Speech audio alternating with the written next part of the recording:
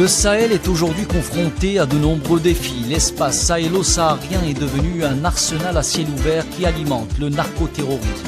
Malgré les crises qui le traversent, le Sahel reste une région extrêmement convoitée. Géopolitique du Sahel est un rendez-vous hebdomadaire dont le but est de mieux comprendre cette région et de cerner les enjeux derrière la rivalité qui oppose les grandes puissances pour son contrôle. L'émission est animée par Leila Gertal sur Radio Ifriqiya FM. Ifriqiya FM, bonjour, bienvenue à Géopolitique du Sahel. L'Algérie préside le Conseil de paix et de sécurité de l'UA, l'Union africaine, durant ce mois d'août et l'Algérie devra présenter ainsi son programme qui s'appuie sur 3 axes primordiaux que nous allons en grande partie découvrir avec vous ce matin. Géopolitique du Sahel sur Radio Ifriqiya FM. Pour en parler, nous avons donc le plaisir d'accueillir notre consultant Ifriqiya FM, Abdelkader Soufi, professeur universitaire, analyste des questions internationales et politiques. Abdelkader Soufi, bonjour. Bonsoir, bonjour. L'Algérie qui préside le Conseil de paix et de sécurité de l'Union africaine, cela dit, c'est une coutume pour chaque pays. Aujourd'hui, pour ce mois d'août, c'est l'Algérie qui prend un petit peu les rênes de cette commission de paix et de sécurité. On est en train de quand même se poser plusieurs questions. Quels sont par exemple les défis qui attendent aujourd'hui l'Algérie durant ce mois, lorsqu'on sait que quand même l'Algérie a présenté 3 axes principaux sur lesquels reposera son travail durant ce mois. N'est-ce pas? Oui, effectivement. Donc déjà l'Algérie, elle a été élue le 15 avril passé de cette même année en tant que vice-présidente du Conseil de paix et de sécurité en Afrique. Aujourd'hui qu'elle prend les rênes, on va dire, de ce conseil. D'ores et déjà, donc, la couleur a été annoncée par rapport à ce qui serait l'ordre du jour proposé par l'Algérie pour pouvoir, donc, dans sa prise de présidence, je crois que la présidente algérienne sera donc marquera son passage par un programme de travail qui prévoit donc l'examen de beaucoup de dossiers, notamment donc l'organisation de réunions importantes sur la situation au Soudan. Oui, surtout. Et au Sud-Soudan, ainsi que par d'autres réunions thématiques sur la gouvernance et sur le système d'alerte précoce, notamment ce qui concerne la coordination entre le mécanisme africain d'évaluation par les pairs auquel le président de la République a pris part pour la dernière réunion, et donc et le centre de l'UA pour la lutte contre le terrorisme, c'est l'AUCTC. Donc, et le mécanisme de l'UA de coopération policière, ça veut dire l'Afripol. Donc, le programme de travail prévoit également une réunion consacrée à l'examen du cadre de référence du sous-comité de lutte contre le terrorisme, le CPS, ainsi qu'une rencontre de coordination avec les membres africains du Conseil de sécurité de l'ONU, les 3 membres. Cela traduit la ferme volonté de l'Algérie de diriger le Conseil pour faire face aux multiples. Donc le défi est affirmer sa place en tant qu'instance centrale au niveau continental, bien sûr.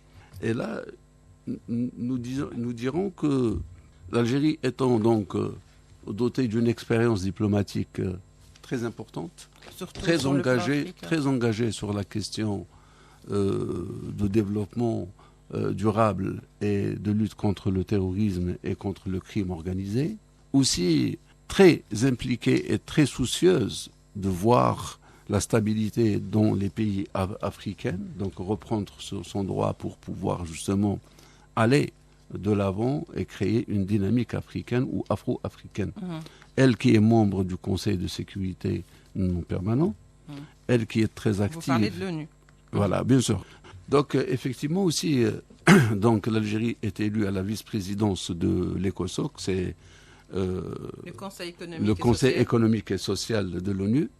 et qui est très important et qui va en pair avec la vision algérienne globale, donc pour faire face au terrorisme, au crime organisé et au développement. Et c'est pas pour rien qu'elle a été élue. Donc là, l'Algérie donc se positionne d'une façon très intéressante pour pouvoir justement jouer ce rôle pleinement, à assigner l'Afrique avec tous les pairs africains, bien sûr, de tous les maux, notamment des crises internes, et les défis tels que le terrorisme, tels que la spoliation des biens des pays africains, et donc par conséquent mettre terme ou s'attaquer frontalement au crime organisé. C'est vrai que, oui, allez-y. Allez-y. C'est vrai que Abdelkader Soufi, aujourd'hui, il y a, l'espace d'un mois est certes insuffisant, mais il est quand même possible de jeter les jalons de plusieurs, disons, chantiers, parce que qui menacent l'Afrique. Vous avez parlé des conflits au Soudan, et justement, parmi les défis qui attendent l'Algérie durant cette période d'un mois, certes, c'est que ils vont peut-être essayer, parce que c'est aussi ce qu'a dit l'Algérie, évaluer les menaces et défis auxquels fait face donc la paix et la sécurité dans cette région qu'est l'Afrique. Il y a également l'autre défi qui est de revoir la situation des crises à travers une mission de terrain, par exemple quand il s'agit du Soudan et ce qui s'y passe. Et l'Algérie a déjà démontré par le passé sa capacité et son talent à solutionner certaines crises qui semblaient plus ou moins difficiles pour certains. Il y a aussi le fait d'organiser par exemple des besoins ou des sessions de consultation entre le Conseil de paix et de sécurité et les différents organes qui existent tels que les communautés économiques et régionales en Afrique, et Dieu sait qu'il y en a beaucoup, comme l'ECOWAS, comme par exemple, vous voyez, la SADC, tout ça, c'est des organisations qui pourraient travailler, si vous voulez, en harmonie avec le Conseil de paix et de sécurité et justement aller dans un sens où l'objectif serait d'instaurer la paix dans ce continent. Oui, je disais déjà tout à l'heure que, au fait, au bout d'un discours, au bout d'un programme qui est énoncé, on peut y aller. Donc un mois est le temps pour que l'Algérie puisse remettre les pendules à l'heure et mettre les questions par ordre de priorité, mais surtout, il faudrait qu'il y ait une approche globale. Et très africaine aussi, peut-être. Justement, j'y arrive. Donc, une approche globale, cela sous-entend prendre tous les défis et toutes les menaces qui sont là. Il faut les énumérer. Les foyers. Voilà. Ensuite, donc, mettre en place un dispositif où l'ensemble des organes et des sous-organes et les institutions de l'Union africaine puissent travailler de pair. De concert. Voilà, de concert et en commun. C'est pourquoi je crois que la vice-présidente du Conseil de sécurité, Selma Ber, voilà, qui aujourd'hui, elle a pris la présidence de cette institution, a mis en place donc un programme qui a été divulgué et qui sera la feuille de route. La feuille de route que justement l'ensemble des acteurs en Afrique, comme je disais, en étroite collaboration avec le Conseil de paix et de sécurité, vont travailler sur une période qui pourrait être donc à court ou à moyen terme. Ce qui est sûr, c'est que là, l'avantage au bout de ce mois-là, l'Algérie, elle a la présidence, donc elle a le temps d'expliquer et surtout d'unir les associations, les institutions, les organismes africains, mais aussi les États africains individuellement, pour qu'ils puissent participer pleinement et prendre conscience de ce plan-là. Ensuite, nous avons le groupe des trois, les représentants de l'Afrique au sein du Conseil de sécurité. Oui, les A3. Voilà. Donc, eux aussi, ils sont impliqués dans cette action.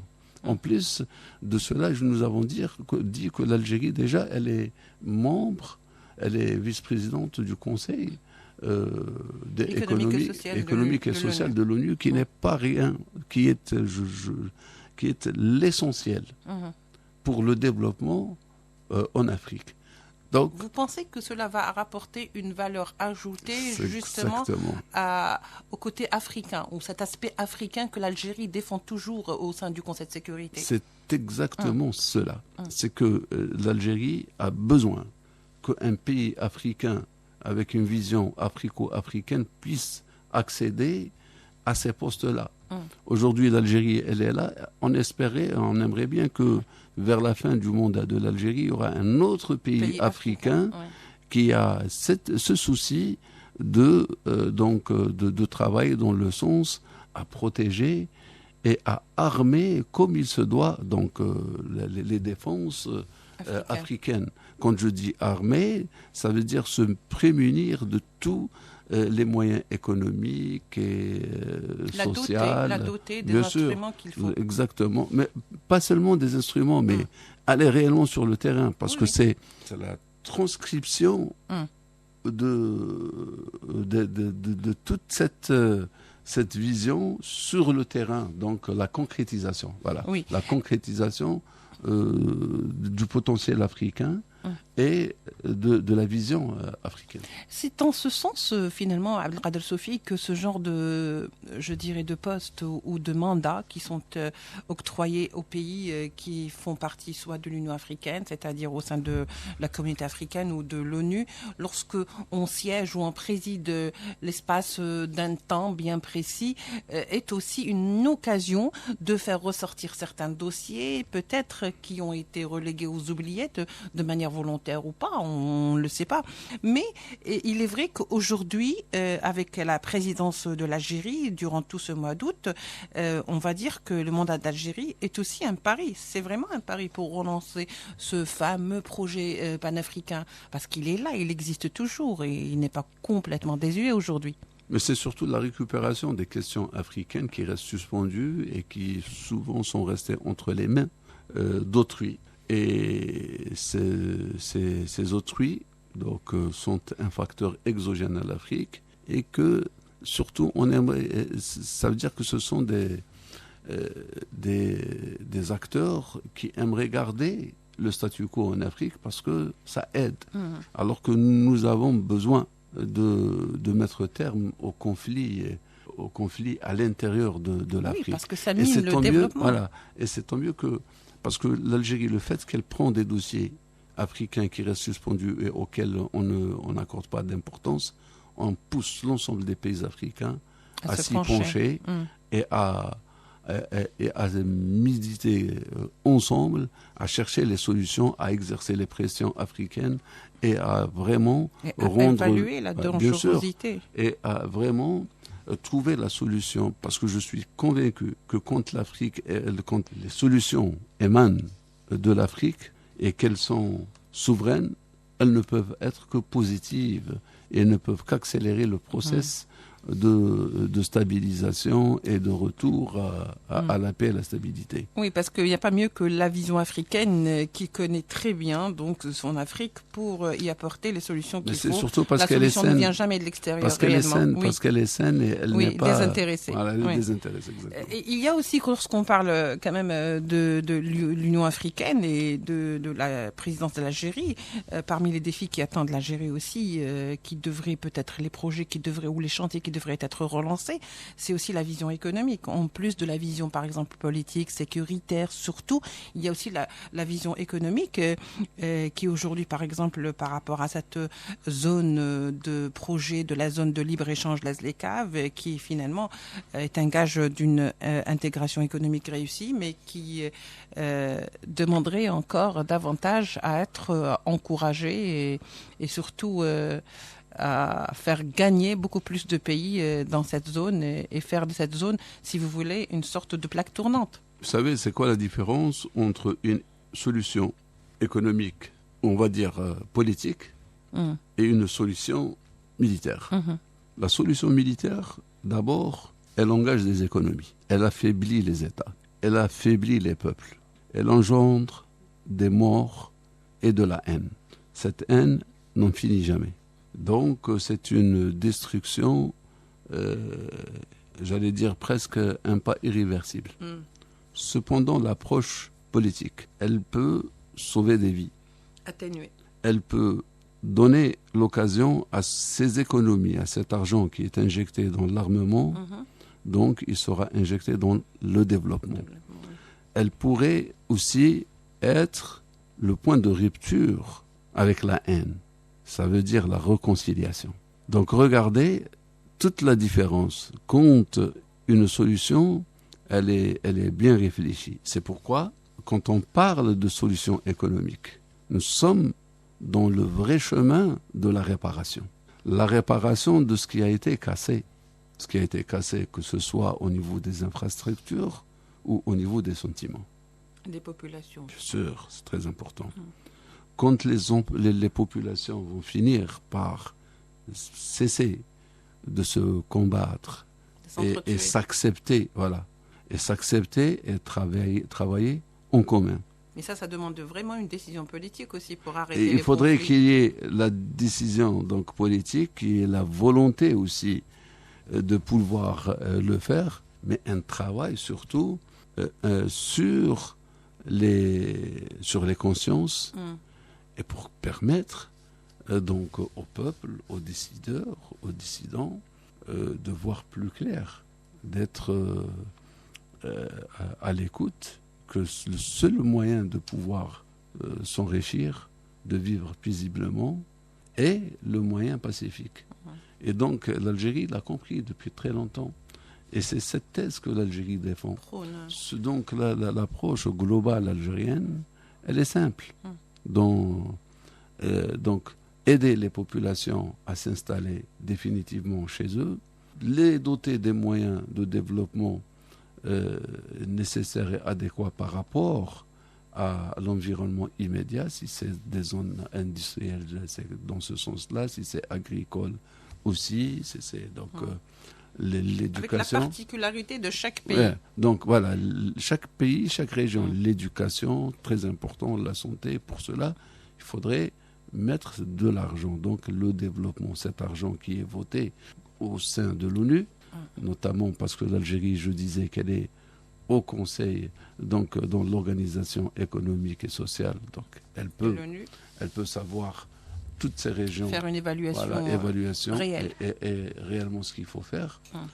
Ensuite, il faut pousser les États eux-mêmes à s'intégrer et ne pas détourner l'argent comme ce fut le cas malheureusement à un certain moment au Mali, et que toutes les aides qui ont été données au Mali pour un développement au nord ont été détournées. Le Mali, c'est un exemple là, parmi tant d'autres, je veux dire. Oui, mais parce que c'est l'exemple qui est là. Voilà. Qui est le plus proche. Donc c'est ce qui a conduit justement. C'est ce qui mine l'Afrique. C'est ce qui mine l'Afrique. C'est la corruption. En plus, donc, quand on va dans ce sens-là, on sera moins dépendant des multinationales et des États étrangers. Donc c'est une bouée ou une fenêtre à travers laquelle l'Afrique peut, donc en parallèle, aspirer à avoir un développement sans intérêt, mais un développement réel qui permet aux populations de s'enrichir, de travailler, de vivre sereinement et surtout permettre à l'État de se Le problème, c'est que... Oui, Abdelkader cette approche donc, qui touchera les États individuellement passera à un autre level, un autre stade. L'autre étape, c'est la concrétisation de la complémentarité, de l'intégration. Et là, nous sommes dans l'exemple de la ZLECAf, qui est issue elle-même du projet NEPAD 2003. Tout à fait. C'est le NEPAD qui a donné naissance au travail commun entre les pays africains.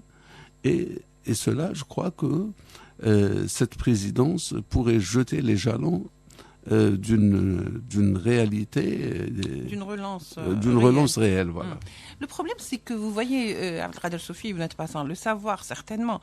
Le problème, c'est pas le manque de volonté africain qui n'existe pas, Au contraire, la volonté africaine, elle est là. Il y a quand même une vision économique commune pour ce projet de la zone de libre-échange, la ZLECAf, qui peut-être pourrait contribuer au développement de plusieurs pays et au désenclavement de certaines régions. Le problème, c'est que vous le savez aussi bien que moi, que le développement de l'Afrique est entre les mains de facteurs exogènes, comme vous le dites, qui empêchent d'une manière ou d'une autre que l'Afrique puisse voir le jour et qu'elle reste dans cet état de précarité sécuritaire qui arrange tous les marchés et les multinationales. Vous savez, avoir des partenariats, c'est pas interdit, hein. Mais il faut maintenant réfléchir autrement aux partenariats, donc les partenariats gagnant-gagnant. Donc on a toujours besoin d'acteurs étrangers qui détiennent la technologie, qui détiennent le savoir et donc souvent qui détiennent les moyens matériels. Aussi, ça peut être des investissements dans le fonds, donc aussi important que cela puisse l'être. Le plus important, c'est que, comme nous le disions, c'est répertorier l'ensemble des possibilités africaines, humaines, matérielles, financières, et surtout, quels sont les projets à développer. En second lieu, quels sont les partenaires potentiels pour le développement en Afrique.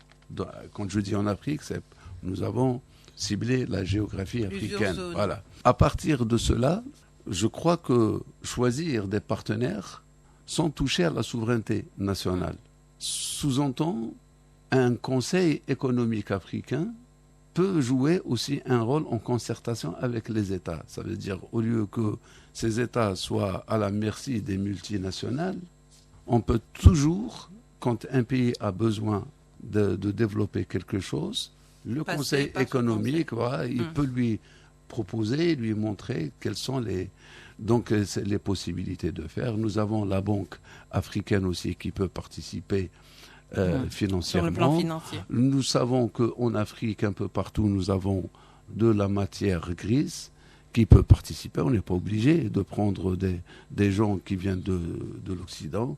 On peut trouver en Gambie, en Algérie, au Sénégal. Donc faire appel à l'expertise africaine. Voilà. Nous sommes qui dans existe l'intégration. Aussi bien ici qu'ailleurs. Bien sûr, il faut répertorier l'expertise africaine. Quels sont les cerveaux qui sont là, quelles sont les technicités qu'ils ont, quels sont les moyens qui sont ici en Afrique.